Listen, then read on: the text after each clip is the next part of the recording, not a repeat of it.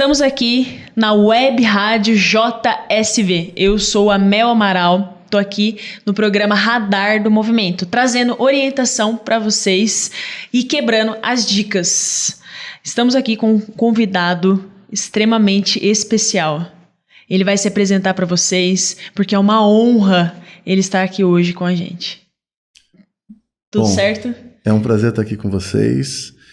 Eu sou Guto Nascimento e estou atualmente como técnico da Seleção Brasileira de Paratletismo. Excelente. Guto, de verdade mesmo, estou extremamente feliz de estar recebendo você aqui hoje. Fala um pouquinho para a galera, um pouquinho, hein, gente? Escuta só a formação dele. Bom, eu sou graduado em Educação Física aqui na Unital. Tenho uma pós-graduação em Treinamento Desportivo, uma especialização em Fisiologia do Exercício, uma especialização em Esporte para Pessoas com Deficiência, mestrado em Engenharia Biomédica e atualmente eu curso pós-graduação em Gestão de Pessoas e Gestão de Projetos. Não é pouca coisa não, hein? Escutar essa quantidade de informação, ele vai trazer muita informação de qualidade. E assim, fala um pouquinho pra gente, Guto, sobre a sua experiência nessa área do paratletismo, de lidar com pessoas PCDs. Fala um pouquinho pra gente dessa sua trajetória profissional. Bom, eu comecei no paratletismo, né? Na verdade no paradesporto, em 2013. Eu passei no concurso da Prefeitura de Taubaté e, na verdade, caiu no meu colo o paradesporto, né? Um projeto que estava iniciando e eu peguei esse projeto e resolvi tocar esse projeto à frente. Na época eu não conhecia nada da pessoa com deficiência, né? Só de ver passando na rua, era isso que eu conhecia. E a partir daí comecei a estudar, me aprofundar mais e tomei amor pelas modalidades paralímpicas. Olha que interessante, então você não sabia nada, não foi o seu, como eu posso dizer, esse vai ser o meu trabalho, é com isso que eu vou trabalhar. Na verdade foi realmente um acidente da vida, né? Eu trabalhava na prefeitura de Jambeiro e dava aula numa escola na zona rural de Jambeiro e uma vez voltando para casa eu dormi no volante e capotei o carro. Capotei o carro e sofri um acidente, foi grave. E minha esposa, na época, ela falou, para de viajar, presta um concurso aqui em Taubaté. E aí prestei, passei e caiu no meu colo o paradesporto. Interessante. Fala um pouquinho pra gente como que tá sendo o lado do paradesporto aqui em Taubaté. Bom, aqui em Taubaté a gente evoluiu bastante, né? Quando eu entrei em 2013, nós tínhamos poucos atletas, cerca de 7, 8 atletas. Hoje a gente conta com 150, né? Em 9 modalidades. Hoje em Taubaté, o atletismo é o nosso carro-chefe, né? Mas a gente tem atletismo, natação, ciclismo, triatlon, halterofilismo, futebol para surdo, enfim, uma série de modalidades aí que a gente atende a população de Taubaté e da região, né? A gente tem atletas em Taubaté, mas que moram em Pinda, em Caçapava, em São José dos Campos. Então acaba agregando outras pessoas também das regiões próximas. Sim. O nome desse programa é Esporte para Todos, né? Então a pessoa procura por a gente lá no campo da CTI e a gente acaba acolhendo todo mundo. É interessante, né, Guto? Pois é um público que fica um pouco invisível, né, na sociedade. Dificilmente as pessoas percebem e o esporte acaba agregando um pouco. Pois as academias, as outras estruturas que envolvem exercícios não estão preparadas, na tua visão, para receber esse público? Eu diria que nem fisicamente e nem profissionalmente, né? Eu acompanho a formação dos novos professores porque coordeno um grupo de estudos na Unital e vejo o quanto eles são como eu era. Né, não conhecem a pessoa com deficiência, não conhecem as deficiências, né, não sabem como lidar com as pessoas com deficiência. E as academias também, infelizmente, poucas ou nenhuma é adaptada para esse público, né? O espaço entre os equipamentos é pequeno, muitas vezes, não passa uma cadeira de rodas, ou tem uma escada para que você chegue na academia, né? Então, infelizmente, nem o ambiente e nem os profissionais hoje são qualificados para atender esse público. Certo. Fala um pouquinho pra gente, pois tem uma divisão, né, dos tipos de deficiências. Quais são as maiores que vocês recebem aqui em Taubaté? Bom, aqui em Taubaté, curiosamente, Taubaté, ela tem uma média de pessoa com deficiência maior que a média nacional, né? Pelo IBGE, a gente tem cerca de 24% da população com algum tipo de deficiência. E Taubaté tem 28,6%. Então, a nossa média acaba sendo um pouco maior do que a média da população brasileira. Aqui em Taubaté, a gente atende todos os tipos de deficiência, mas prevalecem mais deficiências físicas, né? Tanto lesão medular quanto paralisia cerebral. São as duas que mais aparecem pra gente. Lesão medular e paralisia cerebral. Os cadeirantes, tem um público grande também aqui em Taubaté? Sim. No caso, a lesão medular acaba sendo os cadeirantes em si. Explica só um pouquinho, porque assim, a nossa ideia é sempre atingir um público, às vezes, que não consegue entender um pouco. Existem vários tipos de lesões, né? Sim. Tem os cadeirantes que não movimentam o tronco, tem os tipos de cadeirantes que têm uma movimentação. Explica só um pouquinho para a galera que está ouvindo. Bom, de acordo com a altura da lesão medular, né, a medula passa no meio da coluna vertebral, né? Então vai da cabeça até o que a gente chama de cóccix. E de acordo com a altura, é a sequela que ele vai ter. Então, quanto mais baixo é a lesão, menor é a sequela. Então, se a lesão é lá embaixo, perto do cóccix, provavelmente essa pessoa vai deixar de ter movimento, se for uma lesão completa, vai deixar de ter movimento só no membro inferior. Quanto mais vai subindo a altura da lesão, também vai subindo a parte do corpo dele que ele não movimenta e não tem sensibilidade, né? Então, se for numa altura torácica, mais ou menos na linha do peito, essa pessoa não vai ter também o controle de tronco. Então, ela não vai ter uma postura como a nossa, ela não consegue manter o tronco reto, né? Então, ela não controla o abdômen e nem os músculos da coluna paravertebrais. Perfeito. Então, ela acaba tendo essa falta de controle de tronco. Se for mais alto ainda, na região do pescoço, cervical, ela perde também o movimento dos braços, né? Da mão e dos braços. Então, hoje em Taubaté, a gente atende bastante gente com lesão medular, principalmente proveniente de acidente automobilístico e lesão por arma de fogo, né? E no caso também a gente tem bastante gente com paralisia cerebral por conta de falta de oxigênio no momento do nascimento ou algum tipo de tumor ou algum tipo de batida da cabeça durante a vida. Olha só, interessante. Enquanto informação. Bom, nosso primeiro bloco se encerra aqui. Se você conhece alguém que tem uma necessidade especial, ou se você tem alguém na família, fica aí que a gente já volta. Voltamos com o programa Radar do Movimento. Estou aqui com o Guto Nascimento, esse excelente treinador profissional de educação física. Ele vai falar um pouquinho pra gente agora, né, Guto? A respeito sobre os atletas mesmo da cidade de Taubaté. Fala um pouquinho da sua visão de treinador e como as pessoas reagem nesse início, quando elas estão iniciando mesmo no desporto. Como que é sair da inércia, sair da inatividade, e muitos devem ser até, não acredito eu, sedentários, não praticavam, a maioria, né, não praticava nenhum tipo de exercício. Como que é todo esse processo quando chega na mão de vocês? Bom, a Paralimpíada do Rio ajudou muito, né? Ajudou muito a gente. Depois da Paralimpíada do Rio, a procura aumentou bastante, né? Até fiquei surpreso, achei que o pessoal não iria acompanhar tanto e na verdade acompanhou.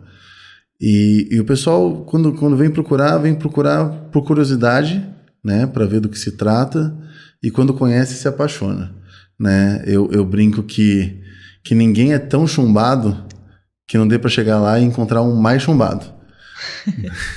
Né?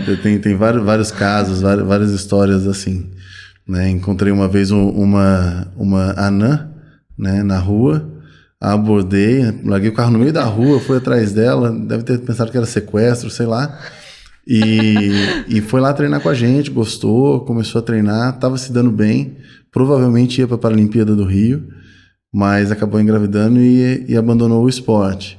O próprio André Rocha, quando ele apareceu lá para treinar com a gente, ele foi uma vez, não falou comigo, foi embora, foi a segunda vez, não falou comigo. Aí quando apareceu lá a terceira vez, aí eu o abordei. eu abordei e perguntei, pô, e aí, o que aconteceu? Aí ele contou, ele falou, queria jogar basquete. Eu falei, então, mas antes de jogar basquete, vou te dar um peso na mão, arremessa ali pra gente ver como é que é. Aí arremessou, gostou, no fim tirei ele do basquete pra não machucar e virou o que virou, né? Então, assim, muitas vezes eles vêm relutantes, eles vêm saindo de um luto, né? Muitas vezes perdeu um membro ou se tornou um cadeirante, ele tem que passar por esse período de luto. É normal, né? Ninguém vai acordar no dia seguinte, ok, agora eu vou treinar. Né? Então ele passa por esse período e aí quando ele decide, vai atrás da gente e a gente pode ajudar. Olha só, muito interessante a sua visão de treinador, né? Até sabendo entender a modalidade da qual cada pessoa acaba sendo boa, né? Sim, com o tempo a gente nota o perfil de cada prova, de cada modalidade, né? Então, vou te dar um exemplo. Uma pessoa que é destra e aí perdeu o braço direito. Ela tem potencial para ser um bom arremessador, mas eu vou ter que ensinar toda a coordenação para ela com o braço esquerdo para depois ensinar o arremesso, né? Então, se ela vai, por exemplo, para natação, ela tem muito mais chance de desenvolver mais rápido, né? De atingir um pico de performance antes, né? Nada impede que ela faça o arremesso e a natação, mas provavelmente essa pessoa vai se dar bem na natação e não no arremesso. Então a gente acaba já indicando a modalidade melhor para ela, para que a gente ganhe tempo. Exatamente, ganhe tempo mesmo no esporte. Como você citou assim bastante pra gente sobre as Paralimpíadas, fala um pouquinho pra gente da sua experiência. Com a seleção? Isso, com a seleção, porque assim, eu tô ansiosa aqui para ouvir um pouco, eu acredito que todo mundo.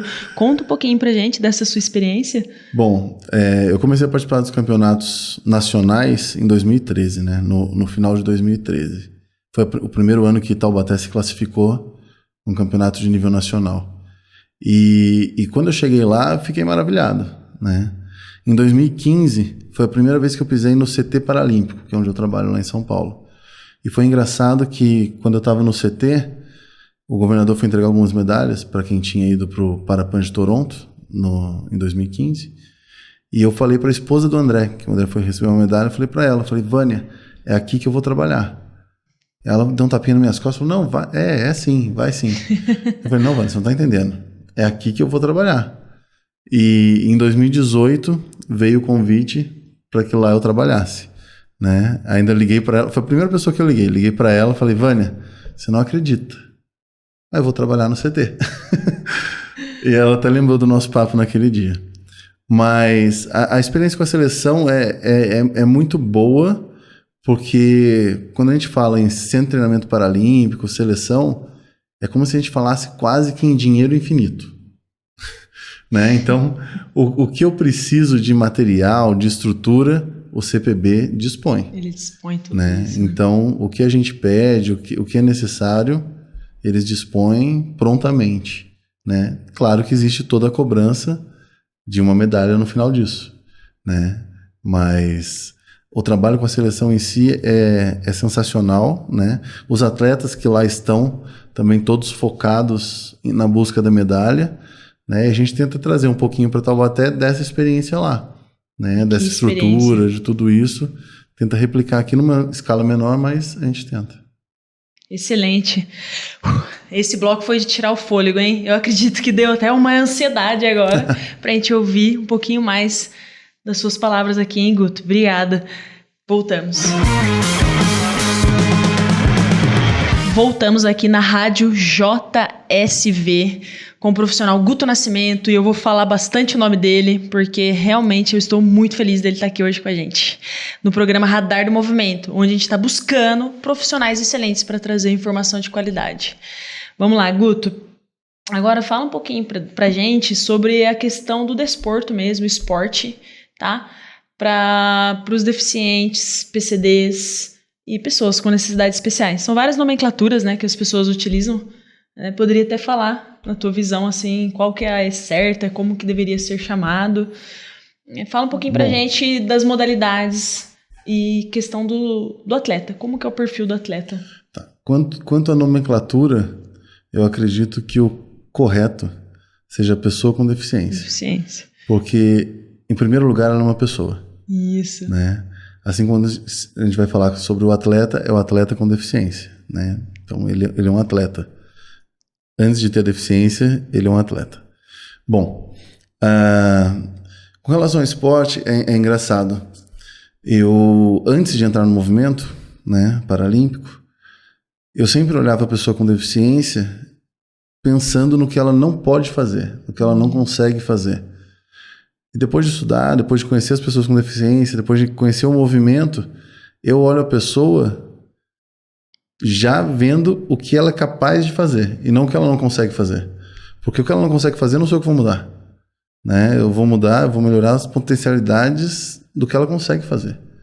Né? Então, depois que eu entrei no movimento, eu entendi que o meu olhar para ela é um olhar do que ela é capaz de fazer, e aí, sabendo o que ela é capaz de fazer, eu consigo melhorar isso nela. Né? Quanto às modalidades, bom, a gente tem uma série de modalidades. Existem modalidades específicas para pessoa com deficiência, específica para deficiência. Então, por exemplo, o goalball é uma modalidade exclusiva para deficiente visual. Certo. Né? Só existe no esporte paralímpico, né? Não existe o goalball olímpico, diferente do judô, que tem o judô olímpico e o paralímpico. Né? O goalball é só para pessoa com deficiência e, no caso, visual. Né? O judô também é exclusivo para deficiente visual. Né? Então não tem um paralisado cerebral, por exemplo, que pratica judô. O judô é só para visual. Os esportes, eles não são mais fáceis. Né? Engana-se quem pensa que o esporte paralímpico ele é mais fácil do que o olímpico. O André arremessa sentado, é mais fácil. Na verdade, o André arremessa sentado para tornar possível que o André arremesse, já que ele não fica em pé. Sim. Né? Então, assim, é uma adaptação que não torna mais fácil, mas torna possível. Né? A gente tem aqui o Alessandro, aqui em Taubaté, que ele é campeão paralímpico, bicampeão do PAN, campeão mundial. E quando o Alessandro vai entrar no setor para lançar o disco, por exemplo, eu entro junto. Ele é deficiente visual. Se eu não for junto, ele não sabe onde está o setor. Então, essa adaptação da regra permite que o Alessandro pratique o esporte. Né?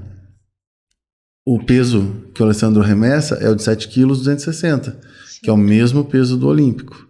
Né? O disco é o de 2 kg, que é o mesmo peso do disco olímpico. Né? Então, assim, não é um esporte mais fácil. Uhum. Né? Então, as adaptações elas acontecem para que seja possível. Por exemplo, no ciclismo, o ciclismo tem uma regra que é interessante. No ciclismo você tem que ter 2 freios funcionais. Né? Essa é a regra do ciclismo. Aí você pega um atleta que só tem um braço, né? E aí você tem que fazer uma adaptação na bicicleta. De jogar os 2 freios para o mesmo braço. Né? Tem até um atleta da Inglaterra, ele não tem um braço e não tem uma perna. E faz o ciclismo, um freio dele fica na mão direita que ele tem e o outro freio fica no cilim. Então a hora que ele mexe o glúteo ali, ele consegue frear. Foi a adaptação que ele fez. E a regra permite, já que os 2 freios funcionam e ele tem acesso aos 2 freios, por segurança. Né? Então, o esporte paralímpico, como eu falei, não é para ser mais fácil. Né? As adaptações são para que seja possível.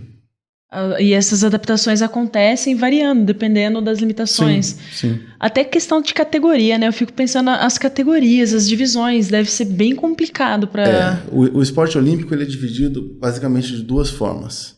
Né? Masculino e feminino. Uhum. Quando o esporte é como, por exemplo, o judô, você tem a categoria por peso. Né? E pode ter a categoria por idade também. Mas pensando no olímpico, é masculino, feminino e peso. O esporte paralímpico ele tem a mesma divisão, masculino e feminino, e também, por exemplo, no judô, tem a categoria por peso. Mas a gente também tem a divisão por classes. Não seria justo, por exemplo, numa corrida, uma pessoa que é amputada de perna correr contra um cara que é amputado de braço. Certo, né? Exato. Então a gente separa essas pessoas para que elas possam competir de forma de igualdade. Né? Então, é isso que a gente chama de classe funcional. Sempre antes de uma competição, o atleta ele é avaliado por médico, fisioterapeuta e professor de educação física. São realizados testes para ver qual é a funcionalidade desse atleta, o que esse atleta é capaz de fazer. E aí, definido o que ele é capaz de fazer, ele é colocado dentro de uma classe. Né? Certo. Foi o que aconteceu com o André agora no Parapan em Lima. O André ele subiu de classe. Ele era da classe 53 e aí lá ele passou por uma classificação. O professor de educação física que lá o avaliou achou que ele era capaz de mexer o tronco, de mexer o abdômen. Caramba. Né? André já passou por 28 classificações. Nenhum viu. Lá acharam que viram. Né? Eu não sou classificador, não vou julgá-lo. Já que ele viu. E, enfim. E aí o André acabou subindo de classe, competindo contra pessoas que têm uma funcionalidade melhor que a dele. Certo. Né? Por isso que veio o bronze. E com muita alegria veio o bronze. E com muita alegria veio o bronze para Taubaté, pelo André. Muito bom mesmo, hein? Estamos quase finalizando nosso programa. Voltamos já. Voltamos com o programa Radar do Movimento, aonde a gente está falando bastante sobre a questão dos paratletas, as pessoas com deficiência física. E a gente estava conversando um pouquinho agora a respeito, né, realmente das crianças, porque é algo muito pouco falado. Eu queria que você falasse um pouquinho para a gente como funciona também para as crianças deficientes. Se tem algo aqui em Taubaté, para caso alguma mãe queira buscar também esse esporte para o seu filho, para a tua filha. Fala um pouquinho para a gente, Guto. Para as crianças com deficiência, a gente tem as mesmas modalidades, né, que a gente oferece para os adultos, claro, de forma adaptada para a idade da criança, e a gente atende, tanto no campo da CTI, quanto no Colégio Sente, a natação, o atletismo. E as crianças são muito bem-vindas e é super importante que elas pratiquem atividade física, né? Tanto para desenvolver a coordenação, mas principalmente para que ela conviva com outras pessoas com deficiência. Né? E isso é muito legal. Tem vários casos de pessoas que vêm e falam, nossa, eu não queria sair de casa, e agora eu estou vendo ele ali, e falo, putz, ele está muito mais chumbado do que eu, e ele está aí, e eu estava que nem bobo na minha casa. Né? Então, é importante tirar a criança de casa, colocá-la para se movimentar, para ganhar saúde, e depois, para frente, pensar se vai ser atleta. Mas mais importante de tudo é tirar de casa, colocar para se movimentar e ganhar saúde. Eu fico muito feliz porque essa é a ideia do Radar do Movimento, é detectar mesmo esses movimentos disponíveis na cidade de Taubaté, porque muitas vezes não chega essa informação, né? É que nem você falou, a criança fica meio que isolada em casa e parece que ninguém deixa ela se movimentar, né? Assim como os professores de academia não têm o conhecimento, não passaram por essa experiência de trabalhar com pessoa com deficiência, sim, muitas vezes o professor da própria escola também não. Né? E essa criança é cerceada do direito dela de participar da aula de educação física.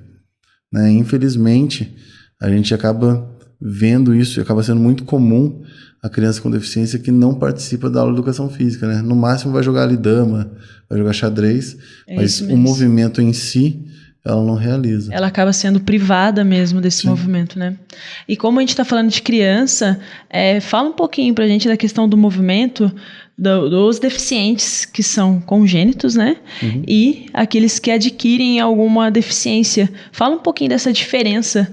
A gente nota aí, eu tenho notado com o tempo que, por exemplo, falando em atletismo, muitas das pessoas que têm a deficiência adquirida, elas partem e se dão melhor nas provas de arremesso e lançamento.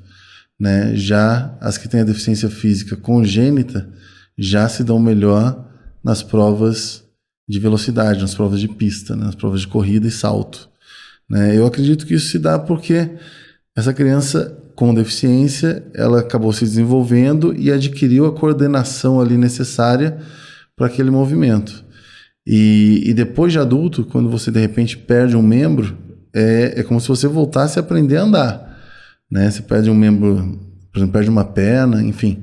Você tem que reaprender a andar com a prótese. Né? Tem todo um processo que essa criança já passou por esse processo desde pequena. Então, a capacidade motora dela, né, a coordenação motora dessa pessoa com deficiência adquirida acaba sendo menor do que a da deficiência congênita. Já no caso do deficiente visual, a gente nota que o deficiente visual adquirido, né, ele acaba tendo uma coordenação melhor do que o deficiente visual congênito. Certo. Né, porque ele vivenciou o movimento, né, ele enxergou o movimento durante a vida toda. E aí ele tem uma memória corporal da realização desse movimento que ele consegue fazer literalmente no escuro. Interessante, hein? Interessante mesmo toda essa informação, porque muitas vezes quem tem um filho com deficiência não sabe lidar com essas questões, né? E não tem essas informações, tudo é limitado, né?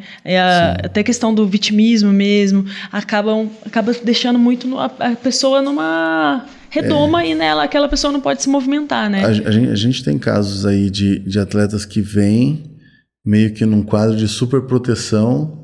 Isso. E aí o pai vem e acompanha. Claro que a gente permite que o pai venha e acompanhe, mas com o tempo o pai começa a ver que a gente também sabe cuidar dele, né? Mas que ele precisa de independência. Esse pai tem que entender que um dia talvez ele não esteja mais aqui para cuidar. Sim. Né? E o que a gente faz também, que o esporte faz, é isso. Permite que essa pessoa com deficiência ela consiga uma liberdade, uma autonomia muito maior. Muito bom. Bom, tô até triste agora de estar encerrando o programa aqui com o Guto Nascimento, que esteve à frente da equipe de atletismo recentemente agora no Rio de Janeiro. Eu gostaria de agradecer de verdade e principalmente pela sua humildade, tá? Como profissional e por ter vindo aqui no nosso programa Radar do Movimento. Queria que você pudesse agora falar um pouquinho, deixar o seu recado, falar o que você quiser para o público agora, seus agradecimentos. Obrigada, viu, Guto? Obrigado pelo convite, um prazer estar aqui com vocês. E quero deixar o convite para que venham conhecer o nosso programa, né, o Programa Esporte para Todos aqui da Prefeitura de Taubaté, que acontece principalmente no campo da CTI, de segunda a sexta, das 8 da manhã até as 5 da tarde. Só passar por lá, procurar por a gente, que a gente com certeza encontra alguma modalidade para que você pratique e saia do sedentarismo e vamos se movimentar. Olha só, gostei, hein? É isso, Rádio JSV, programa Radar do Movimento. Estamos detectando todos os movimentos possíveis para você.